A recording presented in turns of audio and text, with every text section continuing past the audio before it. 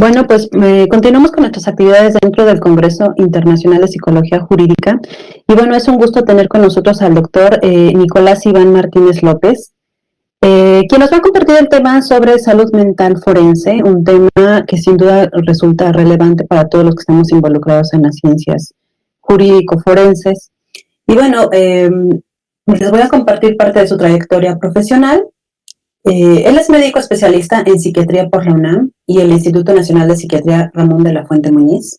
Es psiquiatra forense por la UNAM y el Hospital Psiquiátrico Fray Bernardino Álvarez. Maestro y doctor en ciencias médicas con campo de psiquiatría graduado con mención honorífica. Es investigador en ciencias médicas en la Subdirección de Investigaciones Clínicas del Instituto Nacional de Psiquiatría Ramón de la Fuente Muñiz. Profesor de asignatura de la licenciatura en Ciencias Forenses y la maestría en Salud Mental Pública de la UNAM. Es investigador nacional del Sistema Nacional de Investigadores con nivel 1 por CONACYT. Es coordinador de la sección de Psiquiatría Legal de la Asociación Psiquiátrica Mexicana. Sus áreas de interés versan en los trastornos psicopatológicos de salud mental forense, los trastornos parafílicos, las agresiones sexuales y conducta antisocial. Desarrolló la guía clínica del trastorno antisocial de la personalidad en México en el 2017 y cuenta con más de 200 presentaciones en foros a nivel nacional e internacional, con 7 capítulos del libro como autor y coautor, y 15 artículos publicados en revistas científicas nacionales e internacionales, y próximamente publicará un libro sobre salud mental forense. Para nosotros dentro de la asociación es un gusto y es un honor que nos acompañes, Nicolás, aquí con nosotros en nuestro congreso virtual. Y bueno, sin más, te cedo el uso de la voz y bueno, pues nos quedamos con su interesante charla sobre salud mental forense. Adelante.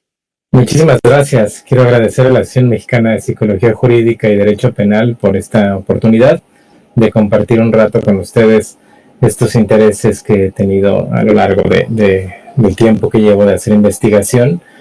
Y como bien decías, sí, mis intereses van un tanto versátiles hacia ciencias forenses, hacia trastornos psicopáticos.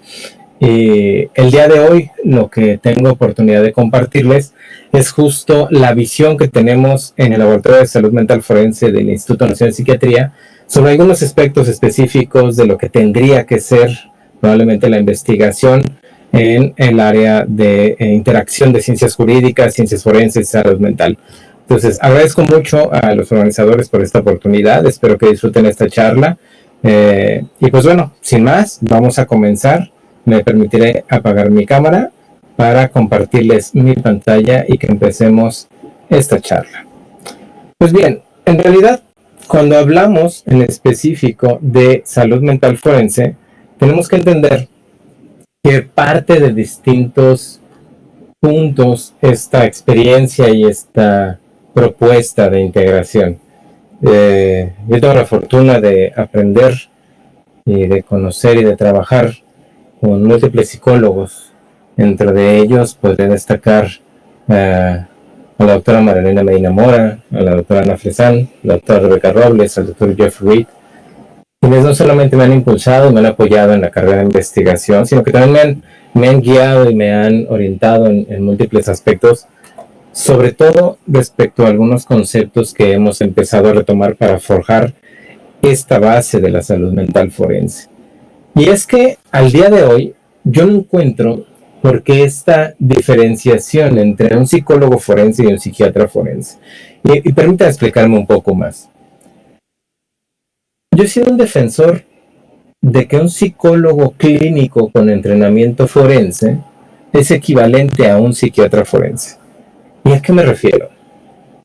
Si vemos en la práctica clínica, por ejemplo, la manera en la que psicólogos y psiquiatras nos relacionamos, en la que trabajamos con distintas aproximaciones psicoterapéuticas o psicofarmacológicas, o ambas, y en la manera en la que podemos ayudar a las personas con discapacidad psicosocial a que puedan tener un adecuado tratamiento, y si eso también lo trasladamos a la parte de investigación, veremos que psicología y psiquiatría, como las dos grandes disciplinas de salud mental, pues están muy intrincadas, muy relacionadas con la manera en la que se puede abordar el tratamiento de una persona con discapacidad psicosocial o intelectual.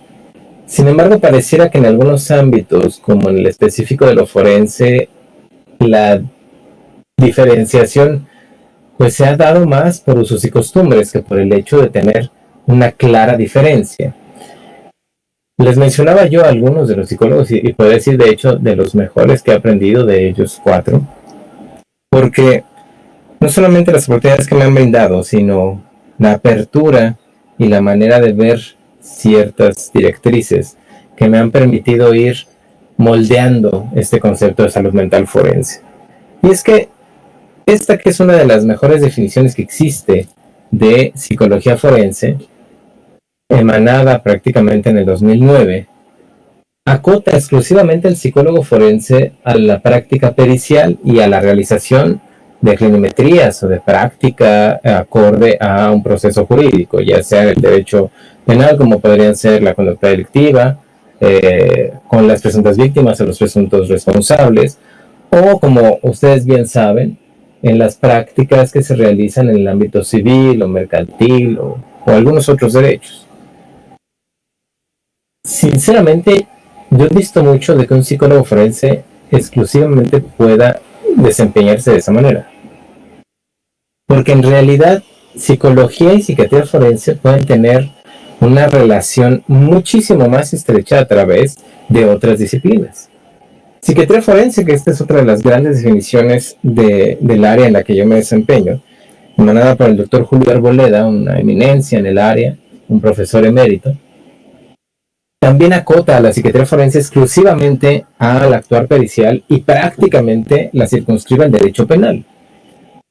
Sin embargo, estas dos visiones parecían un tanto, pues podríamos decir, concretas o de usos y costumbres a lo largo de la historia de las ciencias jurídicas, de la salud mental, porque lo que requerimos es ampliar el conocimiento y ampliar las visiones.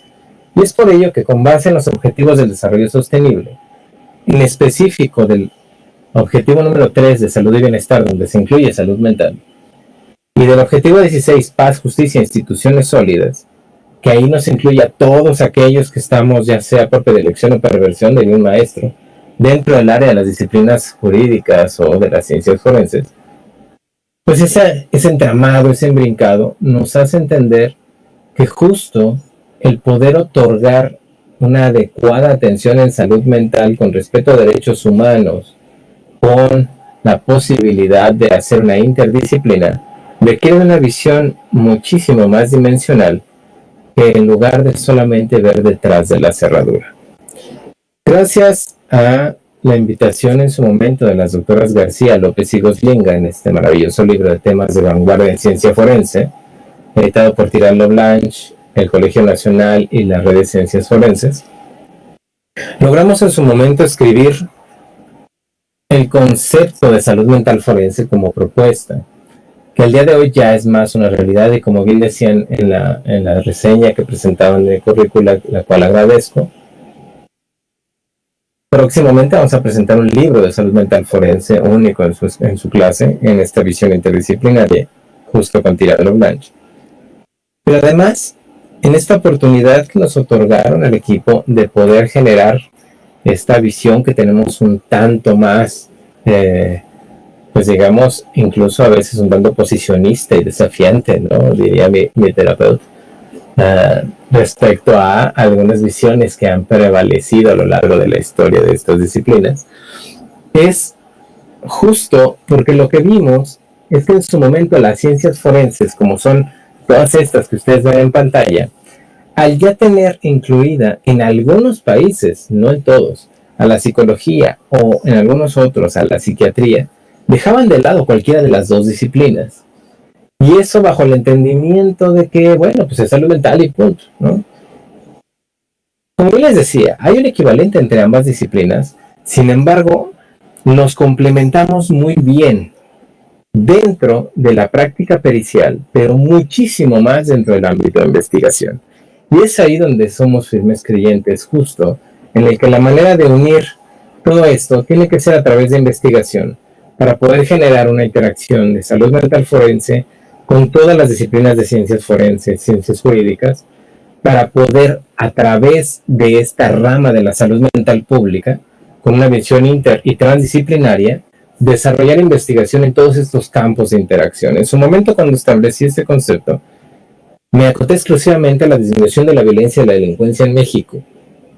Pero conforme he ido avanzando, tanto en la interacción como en el conocimiento, afortunadamente, he logrado visualizar que necesitamos generar todavía mayores datos, mayor investigación y mayores aproximaciones como la inclusión de derechos humanos, como el combate al reduccionismo simplón a ultranza respecto a las bases neurobiológicas de la conducta humana, el correcto utilizar las conometrías, el avance de las propias, la erradicación de algunos conceptos que son contra natura, contra derechos humanos, y que para muestra alguna parte de lo que vamos a hablar el día de hoy. Porque salud mental forense, para nosotros, además de ser esta visión interdisciplinaria, la hemos llegado a dividir para su enseñanza en dos grandes rubros. Uno de ellos sería el abordar la parte de un razonamiento científico forense y otro el del sistema jurídico. Pero ambos tienen que acotar muy claramente que neurobiología no es igual a reduccionismo, es decir, tenemos cada vez mayores avances dentro de lo que son las neurociencias y recientemente los Institutos Nacionales de Salud de Estados Unidos acaban de pronunciarse en realidad qué es lo que puede trasladarse o no de las neurociencias al ámbito judicial. Y ahí es donde se ha empezado a discutir profundamente en no llevar a cabo completamente este traslado directo, dado las posibles circunstancias de sesgo. Y bueno, hoy mencionaré un par de casos que son de especial llamar la atención. Entender que discapacidad psicosocial no es discriminar, es en realidad tener un punto de partida para poder respetar los derechos humanos de las personas que padecemos un trastorno mental. Y ahí es donde me atrevo a hacer una confidencia a ustedes. Yo no solamente he llegado a hablar a lo largo de mis charlas y de la investigación que he realizado con base en los posgrados he aprendido, sino también con base en la experiencia. Yo soy una persona con trastorno por déficit de atención e hiperactividad. Y si no fuese por el tratamiento psicofarmacológico y psicoterapéutico de corte psicoanalítico que llevo el día de hoy, créanme, no me entenderían, hablaría muy rápido, no podría estar en este momento sentado compartiendo con ustedes esta presentación, esta charla, y sería muy complicado que yo pudiera seguir las metas que me he trazado a lo largo de mi vida. Es gracias a esas oportunidades que he tenido, gracias a esa ruptura de estigmas y de barrera, que he podido ir avanzando. Mucha gente me dice, bueno, si no lo dijeras ni siquiera se te notaría. Y eso también habla un tanto de lo que conceptualizamos como alguien, ya sea que puede tener un trastorno mental o que pueda tener una conducta antisocial. Ese es el autoestigma que ha permeado a lo largo de las generaciones y de la crianza que tenemos a nivel internacional. Y es que necesitamos interactuar entre disciplinas y entender que genética no es destino. Al día de hoy no existe el gen de la maldad. No existe un solo punto molecular que desencadene conducta antisocial. Tenemos que valorar ambiente, tenemos que tener visiones sociales. Es decir, complejizar para entender mejor la realidad. Hay múltiples tópicos que hemos ido abordando y de hecho les comparto esta primicia del libro de salud mental forense. Con todo y COVID, lo vamos a lanzar este año. Quiero que estén muy pendientes. Al final de la charla les comparto mi Twitter, ahí es donde anuncio los eventos en los que participo, como este. Pero ahí es donde iré anunciando algunos datos de algunas investigaciones que estamos haciendo, algunas publicaciones, pero también les daré el aviso del libro. Y es que son múltiples temas los que podemos interactuar ya cuando nos unimos los profesionales de la salud mental en el ámbito forense, y que podemos interactuar con otras áreas de ciencias forenses, ciencias jurídicas, antropológicas, etc. Y a partir de ello enriquecer el conocimiento. Y bueno, vamos a hablar de algunos de ellos, no me va a dar el tiempo, lamentablemente voy a abordar todos. Vamos a esta primera división, que sería en el sistema jurídico de la salud mental forense, que sería aplicar esta disciplina en el diseño, implementación, análisis y enseñanza de la legislación, normas y agentes, instituciones que hacen del derecho que rige un determinado territorio. Y en realidad, Nos vamos a acotar por la invitación y esta gran asociación que me ha conferido el honor de participar, pues al ámbito penal, ¿no? Que es realmente lo que nos acota en este Congreso. Ustedes bien saben que nuestro derecho mexicano tiene algunos años, pues no pocos ya, en realidad, ya deberíamos de dejarle el nuevo sistema de justicia oral, ¿no? Ya de nuevo no tiene nada. En este contexto jurídico de un sistema procesal penal más garante de derechos humanos, abierto y con base en juicios orales, pues tenemos distintas etapas de audiencias, ¿no? Pero justo es en cada una de ellas en donde se debería de realizar investigación. Y parto desde un principio. La evaluación que se realiza por parte de las unidades de medidas cautelares y supervisión de proceso en cada uno de los estados. Pues bueno, ahí otra noticia. Ya estamos empezando investigación para poder evaluar justo en esta parte. En el ámbito de la parte del proceso penal, estamos desarrollando investigación en imputabilidad, que eso es justo uno de los temas álgidos que voy a tocar el día de hoy. Y es que en México tenemos que entender la base de la cual partimos todos, con o sin predilección de las ciencias jurídicas o de la salud mental o cualquiera de las disciplinas de interacción. Tenemos que partir de la base de que en México el Consejo Nacional para Prevenir la Discriminación, nuestra gran directora que tuvo, la doctora Haas, con apoyo y con la colaboración de la Comisión de Derechos Humanos, la UNAM, con la cita INEGI, en la ENADIS de 2017, nos demostró que el 20.2% de la población de 18 años y más ha sido discriminada por su forma de vestir o arreglo personal, el peso, la estatura, la edad y las creencias religiosas, entre otras. Y que si nos vamos a poblaciones específicas, altamente vulnerables de violación de derechos humanos, y reconocemos este símbolo universal de la discapacidad, vemos que el 71.5% de los encuestados refirieron concordar con el enunciado de que las personas con discapacidad son rechazadas por la mayoría de la gente. Y eso también incluye el derecho. Yo les hacía la confesión hace unos minutos de que yo padezco trastorno por déficit de atención con hiperactividad. Bueno, si alguien me está escuchando de España, sabe bien que en España el cometer un delito bajo el trastorno que tengo podría ser considerado como inimputable, lo cual a la luz de un análisis completo de la inimputabilidad sería un constructo erróneo. Otro punto es que el padecer un trastorno mental puede llevar a que el estigma prevalezca incluso dentro de la sentencia. Es decir, en esta investigación se llegó a demostrar que padecer un trastorno mental de cualquiera de estos dos, ya sea un trastorno debido al uso de sustancias y comportamiento adictivo, o un trastorno de personalidad, llegó a incrementar la posibilidad de ser arrestado o sentenciado culpable por el delito violento en hombres y mujeres 1.76 y 2.72 veces respectivamente.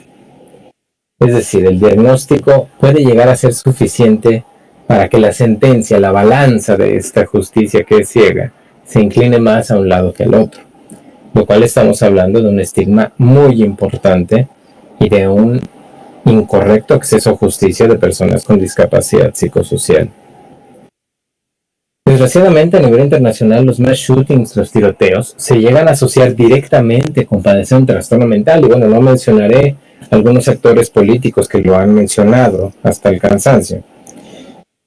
Pero sí les puedo mencionar que la evidencia ha demostrado que solamente el 3% de este tipo de sucesos se ha relacionado con trastornos mentales graves. Es decir, léanlo a la inversa, por favor.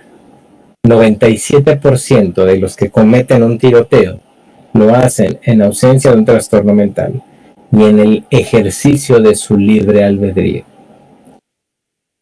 A mí se me ha criticado en algunos foros por sostener que una persona sana mentalmente es más peligrosa que alguien con un trastorno mental. Y esto lo demuestra. Y es que desgraciadamente en el contexto jurídico llegamos a confundir términos. Capacidad para las nociones del derecho positivo mexicano. Desde 1982 el doctor Carpizo, en su maravilloso diccionario jurídico, estableció un concepto muy claro. que para nosotros es la aptitud legal de una persona para ser sujeto de derechos y obligaciones, o puede entenderse como la facultad o posibilidad de que esta persona pueda ejercer sus derechos y cumplir sus obligaciones por sí misma. Y se divide en dos, de goce y de ejercicio, y la capacidad de goce la obtenemos todos los seres humanos por el simple hecho de haber nacido, y se pierde al momento de morir.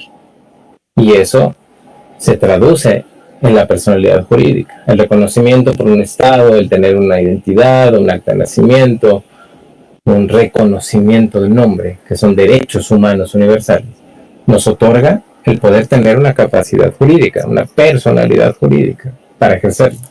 Y bueno, el derecho de la capacidad de ejercicio ya es especial o general.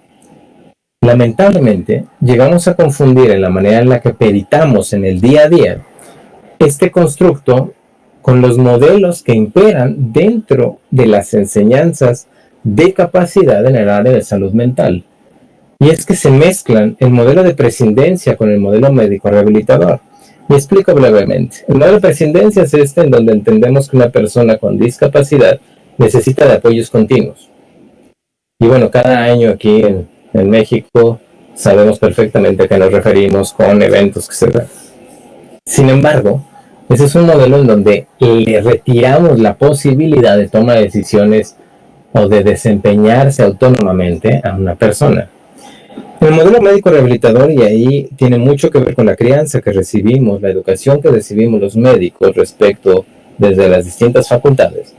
Obviamente lo que queremos es curar, ¿no? Eso es lo que nos enseña, a que hay una anomalía, una variabilidad que se encuentra afectada, como en este caso, el motivo que nos tiene en este congreso virtual, COVID-19, y se tiene que curar, ¿no? Y se puede restaurar la salud.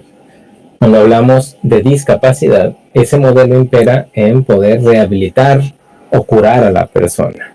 Y así es como nos educan o nos muestran la enseñanza a los médicos y a los psiquiatras. Sin embargo, desconocemos los últimos dos modelos en múltiples circunstancias. Uno de ellos es el social, que es el otro extremo del médico rehabilitador, en donde la sociedad tiene la culpa de la discapacidad. Y aquí es donde me voy a detener un poco. Porque el modelo social de discapacidad, o psicosocial, tiene razón en buena parte de su propuesta. Y de manera un ejemplo. Aquí ustedes, espero, estén disfrutando la charla, no la estén sufriendo, pero están disfrutando la charla gracias a la conectividad de internet, al que me escuchan, al que ven las diapositivas. Pero si alguien de la comunidad sorda quiere escucharme, no puedo, porque no tenemos en este momento traductor de lengua de señas mexicana. Si alguien quiere o está interesado en poder ver las diapositivas, obviamente no puede si es una persona ciega. Entonces, ahí estamos hablando de barreras propiamente, ¿no? De hecho, esto ha debatido mucho si esta manera de enseñanza es también incluyente de las personas con discapacidad. Sin embargo, esas barreras, pues bueno, se tienen que ir solucionando paulatinamente, y este outbreak, esta pandemia, esto que nos ha sorprendido a todos, pues nos está retando a modificar múltiples circunstancias.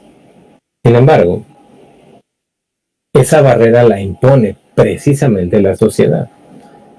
Les decía yo que al momento que comencé la charla, yo padezco TDAH. Y cuando a mí me dieron la oportunidad de concursar por la plaza que tengo de investigador, le comenté a la doctora Medina Mora, oiga, ¿puedo poner que tengo TDA? Me dijo, sí, adelante. Pero bueno, yo puedo hacer un caso entre miles. Hay muchísimas personas con discapacidad psicosocial que padecen esquizofrenia, trastorno bipolar o algún otro trastorno, y que al momento de incluirlo dentro de una solicitud de empleo, en ese mismo instante se les es negada la posibilidad de siquiera concursar. Y es que el que debe de imperar no es ninguno de estos tres iniciales. No debería de imperar el médico rehabilitador, el de prescindencia o el social exclusivamente, sino debería de entenderse que una persona, por el simple hecho de ser humano, tiene derechos humanos, los 30 derechos humanos universales, con independencia de la discapacidad que padezca. Por ello, no es la conjunción del médico rehabilitador y el social, sino la defensa y el entendimiento de que una persona con discapacidad psicosocial o intelectual tiene los 30 derechos humanos. Y esto ha sido gracias a la Convención sobre los Derechos de las Personas con Discapacidad y su protocolo facultativo. En el caso de los que nos están viendo a nivel internacional podrán ver cómo está la situación en su país, pero México, que es donde yo ejerzo, donde yo vivo, no solamente ha firmado y ratificado convención y protocolo, sino que en su momento también fue punta de lanza en la manera de defender y de aplicar esta convención, haciendo modificaciones, dado que la convención es vinculante y requería de modificaciones en nuestros estatutos, en nuestros instrumentos. Se llegaba a la necesidad de generar leyes, de generar figuras, de modificar figuras. Vamos todavía un tanto detrás de algunos otros estados, de los otros países, porque, por ejemplo, todavía seguimos teniendo la figura de interdicción, cosa que en Sudamérica ya en distintos países se ha retirado. Seguimos teniendo algunas figuras violatorias de derechos humanos que han, en el proceso, violentado la manera en la que se llevan a cabo. Y es que la propia convención es los 30 derechos humanos universales, pero con el corazón del igual reconocimiento ante la ley de la capacidad jurídica. Es decir, que no tendría por qué retirarse a una persona con una discapacidad psicosocial o intelectual la capacidad jurídica. Y ese ha sido el punto de debate a nivel internacional entre las disciplinas de salud mental y los defensores de esta convención. Cito un tanto al doctor Applebaum. Él ha dicho, tal vez no necesitemos una reforma de la propia convención en específico de este artículo, sino más bien un correcto entendimiento del mismo y un diálogo abierto entre ambas áreas para poder ejercer una adecuada salud mental hacia las personas con respeto a sus derechos humanos. Y creo que el doctor Applebaum tiene razón. La OMS afortunadamente ha ido más hacia adelante y ha generado algo que ha llamado Quality Rights, justo para poder respetar los derechos humanos en una atención de salud mental. Sin embargo, todavía tenemos algunos rezagos y para muestra, inimputabilidad. Esta es la definición en mi país de inimputabilidad, que emana, está citado ahí en el margen de la diapositiva del Código Penal Federal. Pero lo pudimos haber leído en 1931 o ayer o el año pasado y es exactamente la misma. En las causales de exclusión al delito, en la causal séptima del artículo 15, nos dice: al momento de realizar el hecho típico, la gente no tenga la capacidad de comprender el carácter ilícito de aquel o de conducirse de acuerdo con esa comprensión, en virtud de padecer trastorno mental o desarrollo intelectual retardado, a no ser que la gente hubiera provocado su trastorno mental dolosa o culposamente, en cuyo caso responderá por el resultado típico siempre y cuando lo haya previsto o le fuera previsible. No me da tiempo de analizar y combatir, como lo he hecho en otros foros, las acciones libres en su causa, que es la segunda parte de esta causal excluyente de responsabilidad penal, pero sí la primera, que es el constructo per se de inimputabilidad. Y es que en este gran cajón desastre, que es la inimputabilidad, con el hecho de padecer un trastorno mental o desarrollo intelectual retardado, valga como está expresado, pues caben todos, ¿no? Todos los padecimientos, todos los trastornos mentales, y si no se hace un correcto análisis, caemos en el error de que una figura muy loable en algunos aspectos sea altamente violatoria de derechos humanos. Y es que tendríamos que entender que esta lógica de inimputabilidad requiere un análisis más profundo. Uno de ellos es el principio de inocencia. Y es que en el momento en el que analizamos inimputabilidad, no estamos contemplando el principio de inocencia. De hecho, en muchos sentidos se llega a perder de vista el principio de inocencia, generando que la persona que ha probablemente cometido un hecho delictivo, es decir, un hecho atípico y antijurídico, en cualquiera de los países donde se encuentre, pues primero tendría que obrar si en realidad lo cometió o no.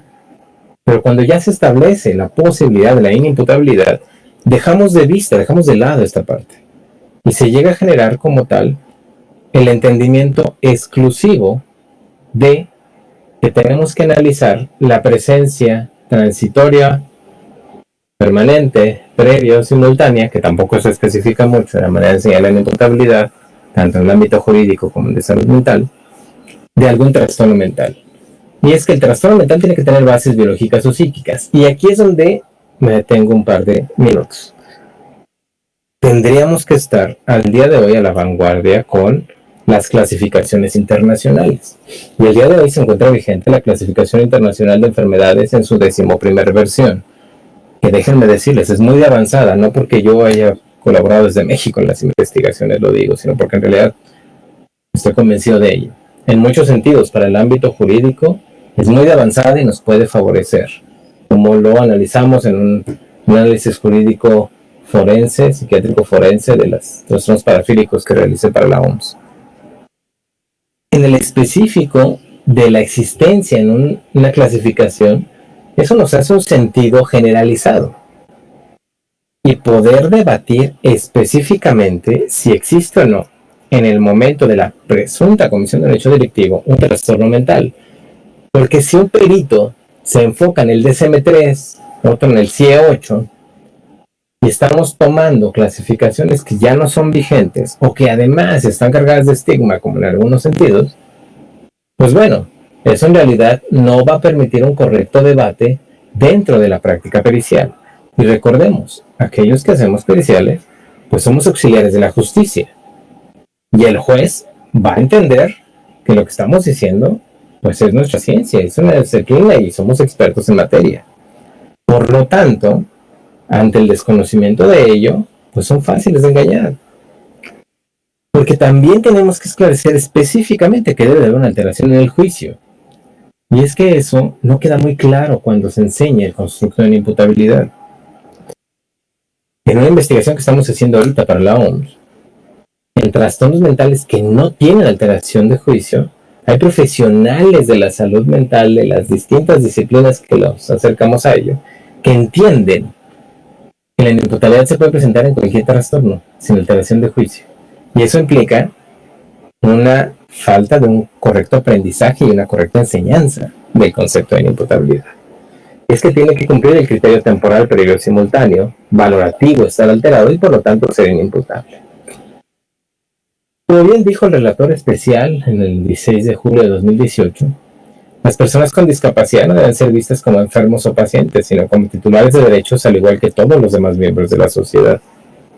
Ahora vamos a este otro punto de la salud mental forense, el razonamiento científico forense, y que es justo la aplicación de la materia científica para generar conocimiento, para resolver incógnitas, el entender este entramado científico cuántico cualitativo y este reto que también implican las neurociencias. Porque de haber pasado en su momento a concebir una neurobiología muy localizacionista, al día de hoy sabemos que es asociacionista la teoría y que tenemos neuroplasticidad y que seguimos generando neuronas a etapas más avanzadas de la vida que no dejan de existir. Pero si reducimos al cerebro meramente a neurotransmisores y simplemente llegamos a pensar que modificando alguno de ellos o un receptor de manera genética vamos a poder modificar la conducta de un sujeto, sería tirar por la borda los avances tan maravillosos que ha tenido la neurociencia, sobre todo en los últimos años. Porque estaríamos solamente citando lo que en su momento pasó con Phineas Gage, que dio origen a todo esto, ¿no? Sí, tuvo un cambio radical en su personalidad. De hecho, de ser moderado, responsable y amable, se volvió temperamental, impaciente y pestoso. Tuvo deterioro en la toma de decisiones, se volvió agresivo. Pero eso solamente evidenció que el daño en la corteza orbitofrontal puede modificar la conducta de un sujeto. Y algunos que me están escuchando van a decir, bueno, ¿y dónde vive la mente? ¿Dónde vive la conciencia en el cerebro? Sí. Pero no somos solamente neuronas. No somos solamente neurotransmisores. El doctor José Luis Díaz, un experto en neurociencias, ha teorizado la teoría de la colmena para la conciencia, para la mente. Y tiene que ser un entramado epistemológico, una correspondencia anátomo-psicológica en todos los niveles. Sí, no se puede dividir, pero tampoco somos un cúmulo de neuronas.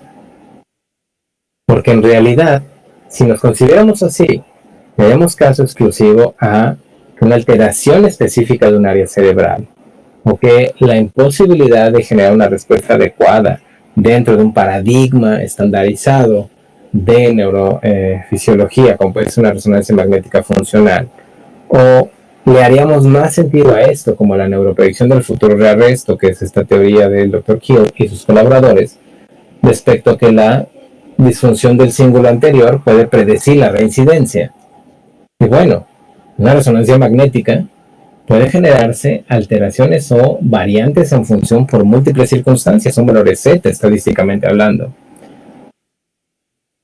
No sé si conozcan, y ahorita me vino a la mente, estos premios que son como lo opuesto del Nobel, ¿no? El Ig Nobel. Hace algunos años salió el Ig Nobel para el demostrar que la resonancia magnética funcional puede estar activa en la cabeza, en el cerebro de un salmón muerto. Y es que estaba leyendo un área muy pequeña de oxigenación que, pues obviamente al morir el salmón, pues queda activa. ¿Qué demostró con eso? Que estamos infiriendo actividad, sí, que estamos avanzando, sí, pero todavía no tenemos toda la ciencia de respaldo para poder decir, esto es igual a esto. Seguimos hipotetizando, seguimos teniendo avances, seguimos estableciendo causalidades, pero por ello también le llamamos trastornos mentales. No tenemos específicamente la etiología. Y también las funciones mentales superiores vamos entendiendo conforme va avanzando la neurociencia y el desarrollo del ser humano, esta posibilidad de ir armando este gran rompecabezas, esta complicada maraña de conocimientos para saber cómo nos comportamos. Pero dista mucho de saber que un gen determina una conducta con una alteración específica de un área, con la nueva frenología, que sería la morfometría basada en voxeles, en el área de criminología. Pues con eso ya se estaría hablando de una disminución del área cortical y por lo tanto la conducta. Porque en realidad va más allá todo esto. Y esto es tan preocupante como algunos estudios, no lo pueden ser este que les pongo en pantalla. En este artículo se establece la hipótesis de que una infección durante las etapas tempranas de la vida, como una meningitis o una encefalitis en un recién nacido, en un pequeñito, puede traducirse en comportamiento criminal violento en la adultez. Tenemos que tener muchísimo cuidado con este tipo de inferencias, porque inclusive podríamos estar empezando a hablar de eugenesia, de disminuir la oportunidad de reinserción social de una persona y de hablar de un reduccionismo ultranza en donde pareciera una asociación muy clara, cuando en realidad no lo es. Una persona que ha padecido una encefalitis o una meningitis no directamente se va a traducir en alguien que tenga un comportamiento criminal violento a lo largo de la vida. Y es que también el neurocastigo o la resolución en distintos contextos también obedece a distintos derechos. El derecho de common law de distintos países como Estados Unidos es muy diferente al civil law de México o de otros países. Y por ello, en el caso, por ejemplo, de Estados Unidos, pues esta parte del neurocastigo también está en función de generar una reducción de las penas o evitar una pena de muerte para algunas personas. Y recuerden, un adagio en el derecho, sobre todo en el penal, ante la duda la absolución. Por lo tanto, se establece una duda razonable por una variante anatómica, una variante de una función cerebral, y pues bueno, no tiene un trastorno mental, pero su señoría, entonces, mi cliente no es culpable. Y ahí estamos hablando de la habilidad de los abogados, pero no de neurociencias puras. Esa es una mala traducción en algunos aspectos. Que sí, en algunos casos puede ser muy útil, sobre todo cuando hablamos de tumores o de vasculares cerebrales, pero serían garbanzos de a libra. Porque cuando analizamos, por ejemplo, a la luz de la ONU, una de las conductas sociales más violentas que tiene el hombre, como puede ser el homicidio, y nos aproximamos a este gran estudio de 2019 de la conducta homicida, entendemos que el homicidio también tiene que tener otras aproximaciones, no solamente una causal directa biológica, porque esas son las grandes incógnitas, ¿no? ¿Por qué matamos? ¿Qué lleva un sujeto a matar? Seguramente es que lo maltrataron de pequeño, o lo violaron, o le hicieron, o nació así. No, a ver, espérense. No podemos reducir el conocimiento a tan poco. Sí, la ciencia avanza con preguntas cortas para respuestas extensas, pero la realidad no se reduce meramente a un par de áreas cerebrales o a un neurotransmisor. Porque vean estas gráficas. En este reporte, América por mucho ha sido quienes más reportan víctimas por homicidio intencional. A nivel mundial, han muerto más personas por homicidio que por conflictos armados. Esto ha impedido que inclusive una de las metas del desarrollo sostenible, el objetivo 16, no se cumpla. Reducir la tasa de homicidios a nivel mundial ya está rebasado. Que no morimos igual hombres y mujeres.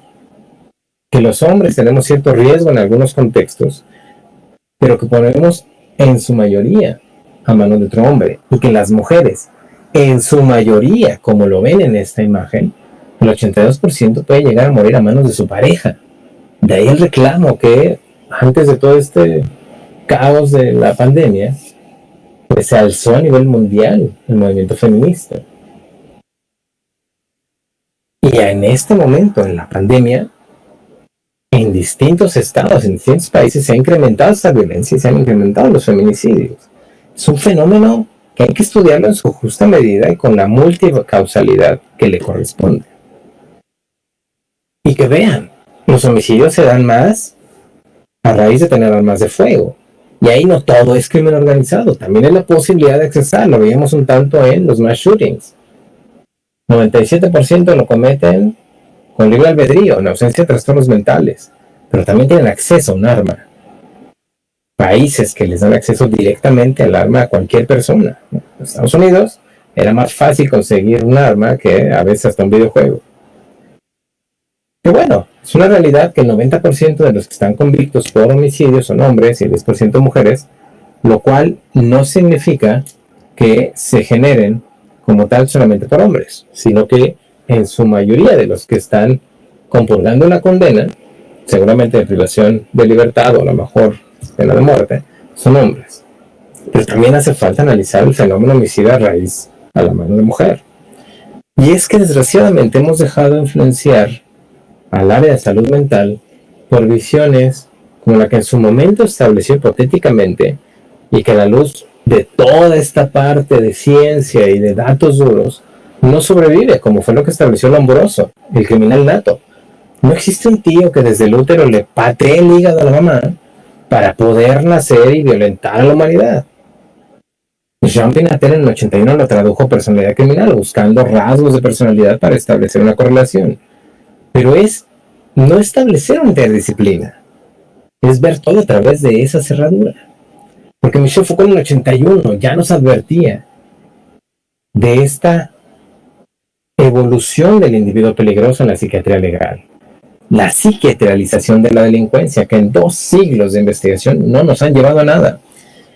Y que el concepto de peligrosidad no es equiparable a nivel mundial, no lo digo yo, lo dice Senna Face, el investigador de la Universidad de Oxford, que se ha dedicado también a establecer si existen posibilidad de establecer una relación de estos conceptos a nivel internacional. Y es que también si dejamos de lado otras disciplinas, como entender que la conducta antisocial no es exclusiva del ser humano, pero que tenemos hace 150.000 años una mente planificadora, gracias a los lóbulos frontales para poder detener esta conducta, pues entenderíamos que en este desmenuzado de la etología del comportamiento agonista, de disminuir el estudio, más bien desmenuzarlo en unidades particulares de acciones específicas en este binomio de atacante-víctima, podríamos ver que compartimos muchísimo con los primates no humanos. Nos comportamos muy similar y que de hecho propiamente la función de la agresión es constructiva y destructiva, mantiene roles, establece estatus, y que la competencia social también es un tanto agresión. Recuerden la última vez que fueron a algún antro, a alguna fiesta, a algún bar. Recuerden la última vez que compitieron por una plaza, por un puesto de trabajo. Son competencias. Y que no tenemos que entender que el ser humano es exclusivamente el que llega a generar conductas antisociales. Porque en este libro maravilloso de Política Chimpancé de Franz de Waal nos ayuda a entender justo que esta agresión también es un aprendizaje social y que llega a canalizar o disminuir ciertas conductas. Y que estos roles, estatus sociales, se llegan a mantener o no con base en las agresiones. Y es que desgraciadamente confundimos términos.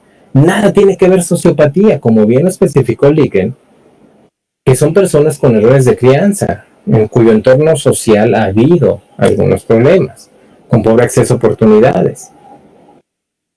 Tampoco se ha entendido correctamente por la poca aproximación seria de algunos constructos de conducta antisocial dentro de las sustancias, del consumo del uso de sustancias, estas múltiples variables que tienen que ver. Pero bueno, la ONU ya nos dijo desde 2010 cuáles son estas condiciones, estos factores relacionales para que una persona que consume sustancias pueda llegar a generar una conducta antisocial, una conducta delictiva.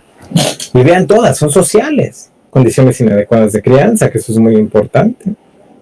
Problemáticas familiares, hacinamiento e inseguridad en el barrio, falta de espacios de recreación lúdica, espacios formales de educación inseguros, desempleo, etc. Y vean lo que después de esta pandemia también nos viene. En una crisis económica puede llegar a haber un incremento de conductas antisociales. De hecho, nosotros ya lo estamos estudiando. Esa es una gran frase del doctor Nora Volkow. La adicción a las drogas es un complejo trastorno de salud. No es resultado de una falla moral, un comportamiento criminal. Y necesitamos en ese área específico pasar de un enfoque de justicia penal a una salud pública.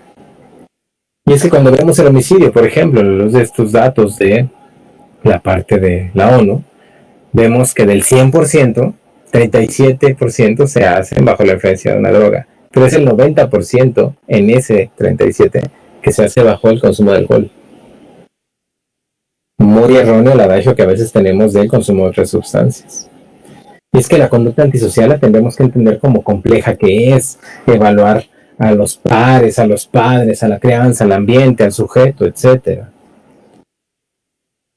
La conducta antisocial la generan en su mayoría sociópatas, no gente con un trastorno mental. Muy pocos dentro de los trastornos mentales son los que lo generan, siendo personas con trastornos psicopáticos, que eso es motivo de otra charla.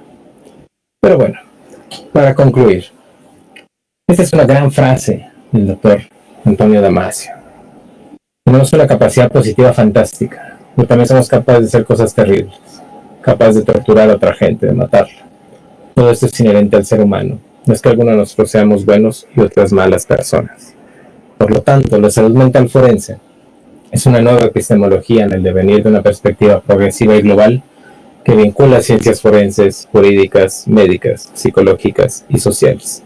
Agradezco mucho la oportunidad de haber compartido con ustedes estos minutos de esta charla. Los invito a que me sigan en Twitter, ahí está mi dirección, @drmaln. Muchísimas gracias por esta oportunidad y regreso con mi cámara. Muchas gracias. Muchísimas gracias, doctor Nicolás. Es un gusto y un deleite escucharte. Un tema que sin duda es de relevancia, no solamente en nuestro país, sino en todo el mundo. Y eso, al final, lo que fomenta son las buenas prácticas en el área forense. Pues muchísimas gracias. Y los invitamos a todos, por favor, a dejar sus comentarios debajo de este video para después, entonces, empezar a interactuar. Muchísimas gracias.